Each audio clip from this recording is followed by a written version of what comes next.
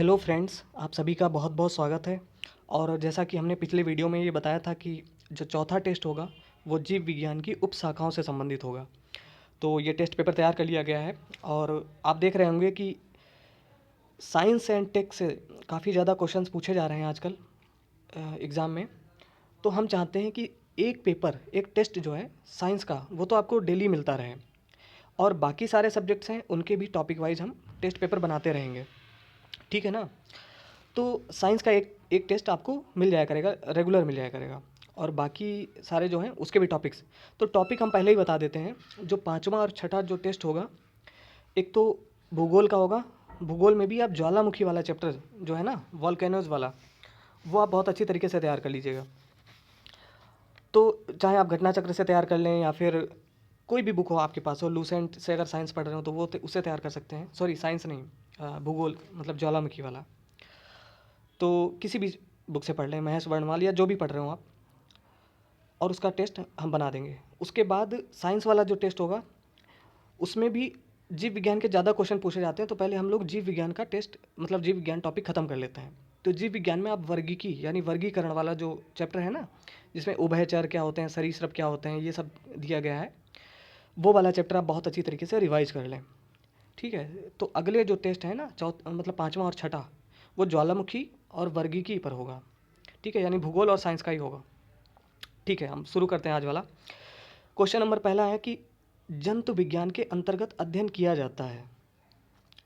तो जंतु विज्ञान यानी जूलॉजी के अंतर्गत किसका अध्ययन किया जाता है? काफ़ी इंपॉर्टेंट क्वेश्चन है ये। ऑप्शन दिए गए हैं केवल जीवित जानवरों का, केवल जीवित वनस्पति का, जीवित व मृत जानवरों दोनों का, या फिर जीवित व मृत वनस्पति दोनों का। तो 5 सेकंड का समय है आपके पास, सोच के आप अपना काउंट करते रहिए कि कितने क्वेश्चन आपके सही हुए। ठीक है? और आप निसंकोच बिल्कुल कमेंट करके बताइए, चाहे आपके 0 हों, 1 2 3 4 जितने भी हों आप। तो इसका आंसर होगा जंतु विज्ञान के अंतर्गत जीवित व मृत जानवरों दोनों का अध्ययन किया जाता है। अच्छा, जंतु विज्ञान है तो वनस्पति का तो कोई मतलब नहीं है यहाँ पर। ठीक है? तो इसको तो आप एलिमिनेट कर ही सकते हैं। और जंतु विज्ञान के अंतर्गत जीवित व मृत मतलब जीवित और मरे हुए दोनों प्रकार के जानवरों का अध्ययन किया जाता है। एक और क्वेश्चन इसी से बनाया जा सकता है कि जंतु विज्ञान के जनक किसे कहा जाता है, मतलब जंतु विज्ञान का जनक कौन है? तो जंतु विज्ञान के मतलब फादर ऑफ जूलॉजी किसे कहा जाता है? अरस्तु को कहा जाता है, एरिस्टोटल को। और अरस्तु को ही जीव विज्ञान का जनक भी कहा जाता है। तो चाहे अगर पूछा जाए एग्जाम में कि जंतु विज्ञान का जनक किसे कहा जाता है या फिर जीव विज्ञान का जनक किसे कहा जाता है, तो अरस्तु को ही कहा जाता है। ओके, आगे बढ़ते हैं। नेक्स्ट क्वेश्चन है सब्जी के लिए काम आने वाले पौधों के अध्ययन को क्या कहते हैं? फ्लोरिकल्चर, पोमोलॉजी, हॉर्टिकल्चर या ओलरीकल्चर? तो सब्जी के लिए काम आने वाले पौधे, ठीक है, क्वेश्चन को बहुत ध्यान से पढ़ना है आपको। इसे कहते हैं ओलरीकल्चर। डी होगा इसका राइट आंसर। हॉर्टिकल्चर जो होता है ना, वो बागवानी को कहा जाता है, तो कंफ्यूज ना हो।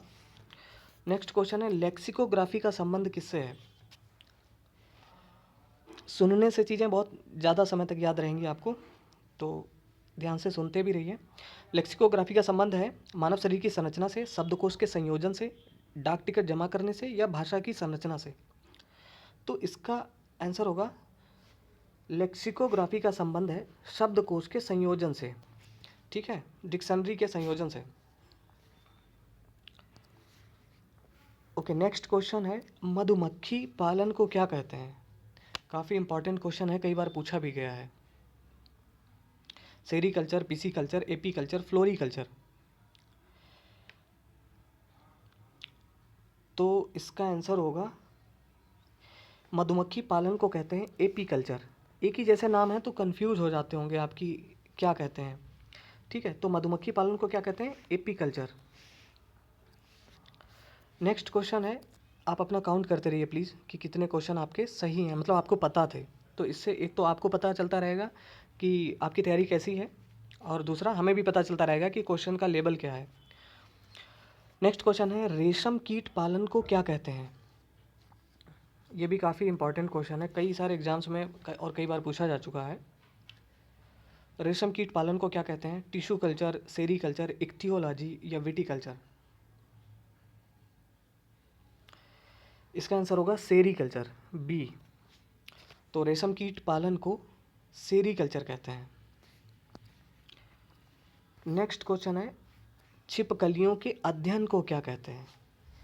और एक बहुत इंपॉर्टेंट बात यहाँ पर आपको बताएंगे, पहले इसका आंसर बता लेते हैं। छिपकलियों के अध्ययन को क्या कहते हैं? डेंड्रोलॉजी, सौरोलॉजी, ऑफियोलॉजी या पोमोलॉजी? छिपकलियों के अध्ययन को कहते हैं सौरोलॉजी, ठीक है, बी है इसका आंसर।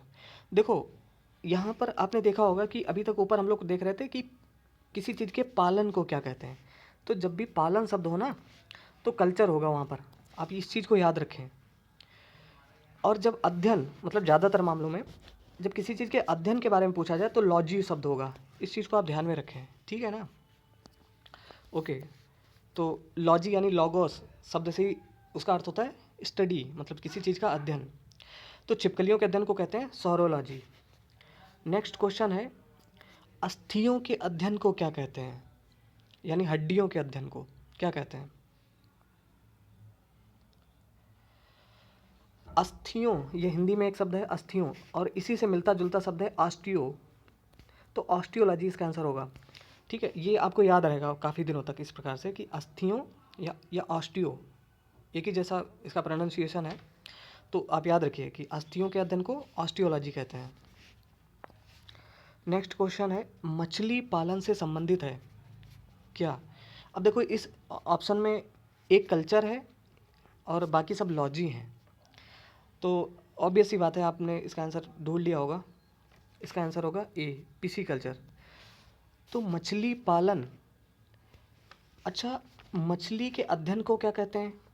पहले तो इसका आंसर हो गया मछली पालन से संबंधित है पिसीकल्चर, यानी मछली पालन को क्या कहते हैं? पिसीकल्चर कहते हैं।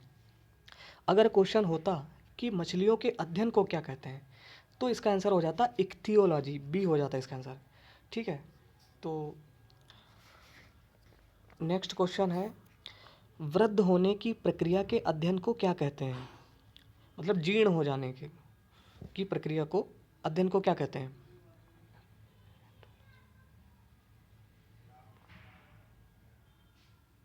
इसका आंसर होगा जेरोंटोलॉजी, ए।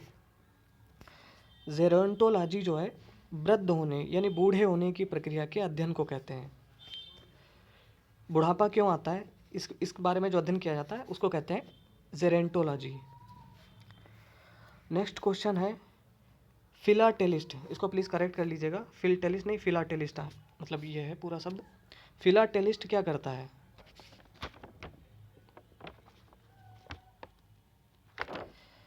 इसका आंसर होगा डाक टिकट जमा करता है। तो डाक टिकट संग्रहण से संबंधित क्या है? फिलाटेलिस्ट। तो इस प्रकार से भी क्वेश्चन पूछे जाते हैं। तो आउट ऑफ 10 आपके कितने क्वेश्चन आपको पता थे? नेगेटिव मार्किंग 1/3 को ध्यान में रखते हुए ये आप प्लीज़ ऑनेस्टली आप कमेंट करके हमें ज़रूर बताएं। और आगे से जैसा कि मैंने बताया है कि जो टेस्ट नंबर जो 5 होगा वो भूगोल का होगा, उसमें ज्वालामुखी वाला टॉपिक आप बहुत अच्छी तरीके से तैयार कर लें। और छठा जो टेस्ट होगा वो साइंस का ही होगा, जीव विज्ञान का ही, उसमें वर्गीकी वाला जो टेस्ट है यानी वर्गीकरण वाला वो जो चैप्टर है उसको आप अच्छी तरीके से तैयार कर लें। ओके, तो दोस्तों ये वीडियो देखने के लिए आपका बहुत बहुत धन्यवाद। आपका दिन शुभ हो।